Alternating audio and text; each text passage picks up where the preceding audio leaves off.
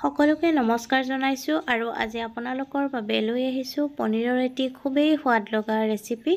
আশা কৰোঁ আপোনালোকে এই ৰেচিপিটো চাই ভাল পাব আৰু যদি ভাল পায় তেতিয়াহ'লে ভিডিঅ'টোত লাইক, কমেণ্ট, শ্বেয়াৰ আৰু চেনেলটো ছাবস্ক্ৰাইব কৰি কাষতে থকা বেল আইকনটো প্ৰেছ কৰি অন কৰি ৰাখিব। তেতিয়াহে মোৰ আহিবলগীয়া ভিডিঅ'ৰ নটিফিকেশ্যনবোৰ সৰ্বপ্ৰথমে পাব।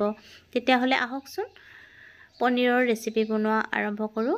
পনীৰৰ ৰেচিপিৰ বাবে পালেং, ধনিয়া পাত, আদা, নহৰু আৰু জলকীয়াখিনি প্ৰথমতে মিক্সিত পেষ্ট বনাই ল'ব। এতিয়া কেৰাহী এটা গৰম কৰি ইলাচি, লং, ডালচেনি আৰু মিহিকৈ কটা পিঁয়াজ 1 মিনিট সময় ভাজি ল'ব আৰু ভাজি লোৱাৰ পিছত বনাই লোৱা পালেঙৰ পেষ্টখিনি দি দিব আৰু পেষ্টখিনি দিয়াৰ পিছত কেঁচা গন্ধ গুচি যোৱালৈকে প্ৰথমতে ভাজি ল'ব।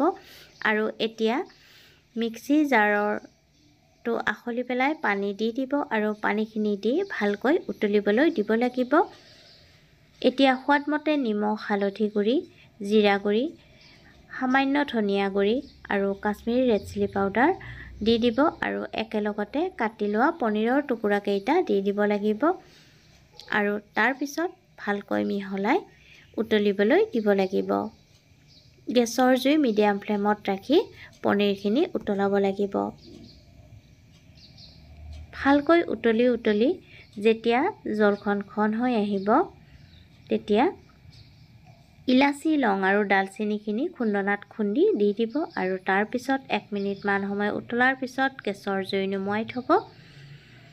এয়া পনীৰৰ টেষ্টি ৰেচিপি ৰেডি হৈ গ'ল। গেছৰ জুই নুমুৱাই থ'ব আৰু নমাই গৰম ভাতৰ লগত আপোনালোকে পৰিৱেশন কৰিব।